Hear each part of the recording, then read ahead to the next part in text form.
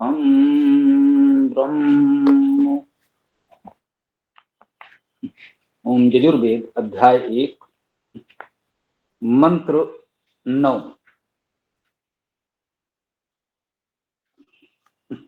ओम अहिरुतम असि हविर्धानम दृहस्व मावा माते यज्ञपति वार्षित विष्णु त्वा क्रमताम उर्वाताय अपहतम रक्षो यच्छन्ताम पंच।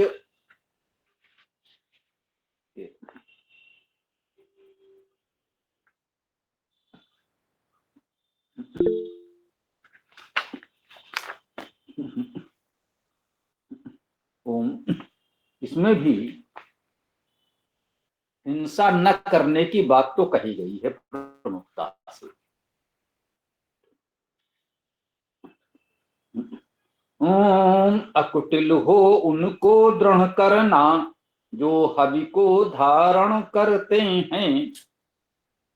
ओ कुटिल नहीं तुम भी स्वामी, ओ कुटिल नहीं वह यजनपति, वह व्यापक विष्णु करे विक्रम, बहु सुख सेवा गति ज्ञान हेतु, अपहत पीड़ित का वह रक्षक, हमको विस्तार प्रदान करे। अहिरुतम आ उपसर्ग है, नहीं निषेध के अर्थ में। अहिरुतम का अर्थ है अकुटिल। ये व्री धातु है वरति, इसका अर्थ है कुटिल होना, वक्र होना।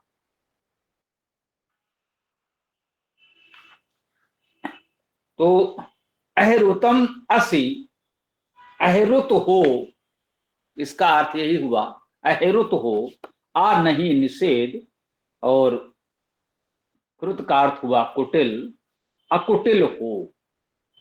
इसमें हिंसा शब्द का प्रयोग नहीं हुआ है, कुटिल की बात की जा रही है। पिछले मंत्र में ये बताया गया कि हिंसा सामान्यता नहीं करनी है, परंतु हिंसकों की हिंसा करनी है। यहाँ कुटिल न होने की बात कही गई है। कुटिलता नहीं होगी तो हिंसा भी नहीं होगी। अहिरुतम असि, अकुटिल हो, हविर्धानम दृहस्व, हविर्धान को दृढ़ करो। हविर्धान, हवि को धारण करने वाले। हवि क्या है? हु धातु का अर्थ दान करना है, मुख्य रूप से आदान प्रदान करना भी है। तो हवि का अर्थ हुआ दान, दे। जो कुछ हमें देना है, जो दान करना है, उसे हवि कहते हैं। धा धातु का अर्थ है धारण करना। तो हविर्धानम का अर्थ हुआ हवि को धारण करने वाले। ये द्वितीय एक वचन है, दृढ़ दृढ़ करो। कह रहे हैं तो तुम अकुटिल हो, हवि को धारण करने वालों को दृढ़ करो, जो दान की भावना को धारण करते हैं, जो दानी स्वभाव के हैं, उनको दृढ़ करो, उनको सुदृढ़ बनाओ।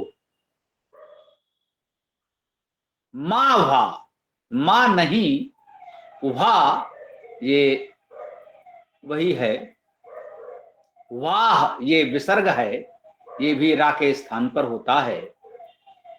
यहाँ पर रा के स्थान पर ऐसा कह लें, व्रे धातु कुटिलता करना।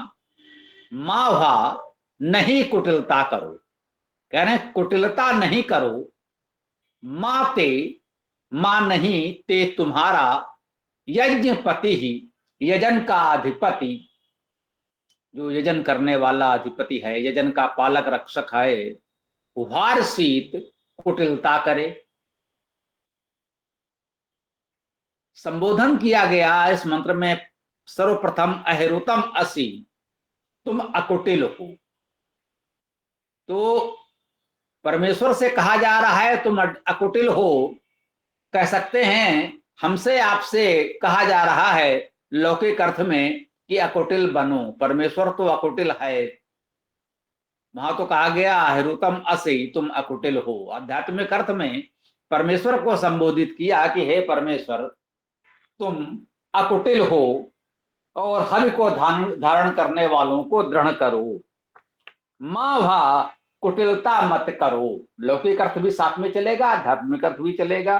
परमेश्वर से हमारा निवेदन कि कुटिलता मत करो, वो क्यों करेगा कुटिलता, हमें तो अपने लिए देखना है। माते यजनपति वार्षी, ये सारे संदेश कह सकते हैं। लौकिक अर्थ यहाँ प्रधान दिख रहा है, हमारे लिए उपदेश अधिक महत्वपूर्ण है कि माँ भा कुटिलता मत करो, माते यज्ञपति वार्षी, तुम्हारा यजन का अधिपति, यजन का पालक रक्षक भी माँ भारत कुटिलता नहीं करे। जो यजन के अधिपति हैं वे यदि कुटिलता करें तो उस यजन का क्या अर्थ रह गया, वो तो व्यर्थ हो गया, निरर्थक हो गया। यजन का अर्थ है देव पूजा, संगति दान करना, पवित्र कर्म है, हम सबको करना चाहिए। देव पूजा, संगत संगठन करना, दान करना। यदि इस कार्य में भी कुटिलता हो, हम देव की पूजा करें उसमें भी कोई कुटिल भाव ना हो, अर्थात दिखावा हो, स्वार्थ हो, कुत्सित संकीर्ण उद्देश्य के लिए हो, संगठन भी कर रहे हैं तो उद्देश्य केवल अपने आप को आगे दिखाना है कि हम इस संगठन के प्रमुख हैं, हमारा संगठन इतना बड़ा है। समाज के हित में कुछ नहीं करना, अपनी शक्ति बढ़ाना कि हमारे साथ इतने लोग हैं इसलिए हम बड़े शक्तिशाली हैं।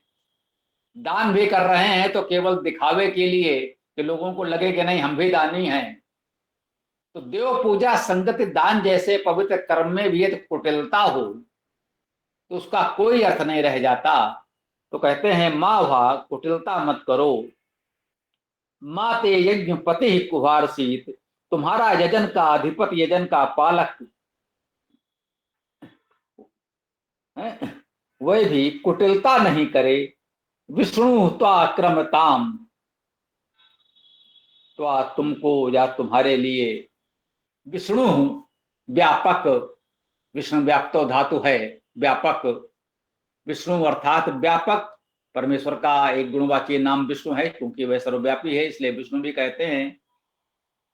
क्रमताम, अब देखिए क्रमताम आया है, एक क्रम धातु है, इससे सामान्यतः हम लोग उस रूप में परिचित नहीं हैं। इसमें उपसर्ग लगाइए वी तो हो गया विक्रम, परा उपसर्ग लगाइए तो हो गया पराक्रम। विक्रम पराक्रम से हम सब परिचित हैं, ये वही बात।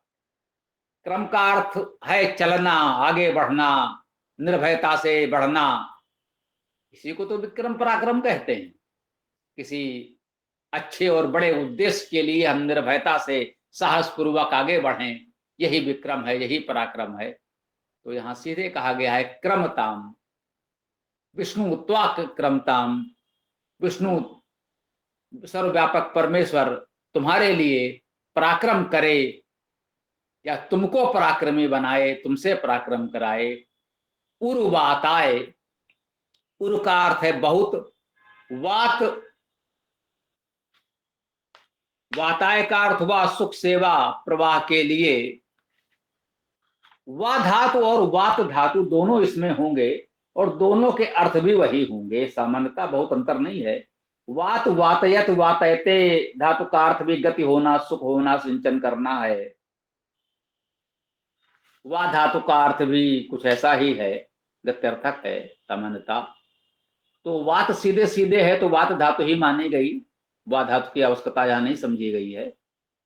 तो वात धातु का अर्थ गति होना, सुख होना, सिंचन करना है। तो वाताय का अर्थ हुआ प्रगति के लिए, सुख के लिए, सिंचन के लिए। उरु अव्यय है बहुत के अर्थ में, कहते हैं वह विष्णु सर्वव्यापक परमेश्वर तुम्हारे सुख के लिए, तुम्हारी प्रगति के लिए, विसिंचन के लिए। क्रमताम, बहुत पराक्रम करे या तुमको पराक्रमी बनाए जिससे तुम ये सब अर्जित कर सको।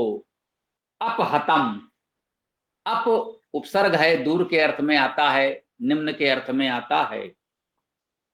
हतम में हन धातु है, मारना के अर्थ में। हत का अर्थ है मारा गया। इसे गम धातु से गत बनता है, वैसे हन धातु से हत बन गया। हत अर्थात मारा गया। अपहतम दूर मारा गया, उसे दूर ही मार दिया गया, हमारे पास तक आने ही नहीं दिया गया। रक्षो, रक्षा करने वाला हम कहें कि रक्षा करने वाले ने दूर ही उसे मार दिया, जो हमारे लिए उपयोगी नहीं था, हानिकारक था, घातक था, उसे रक्षकों ने दूर ही मार दिया, ऐसा अर्थ कर सकते हैं। यच्छन्ताम पंच, यक्ष धातु का अर्थ देना। ये तो सामान्यतः हम लोगों ने पढ़ी है। यक्ष यक्षति तो प्रारंभिक कक्षाओं में भी हम लोगों ने पढ़ा है, देना। तो यच्छन्ताम अर्थात दें, प्रदान करें। पंच, अब ये पंच प्रदान करें, ये पंच क्या है? पंच का एक अर्थ तो 5 हो सकता है, संख्या है। दूसरा पंच धातु है, पंचते पंचयति पंचयते जैसे रूप इसके बनते हैं। इसका अर्थ है व्यक्त करना, प्रकाशन करना, व्यवहार करना। ये पंच धातु का अर्थ है। तो कह सकते हैं, अब यदि 5 संख्या माने तो वो 5 कौन सी बातें हैं, वो अलग से देखना होगा। यदि पंच का धातु स्वीकार करें, धातु अर्थ ग्रहण करें, तो व्यक्त करना, प्रकाशन करना, व्यवहार करना, अर्थात इसे कह सकते हैं अभिव्यक्ति और प्रकाशन, व्यवहार।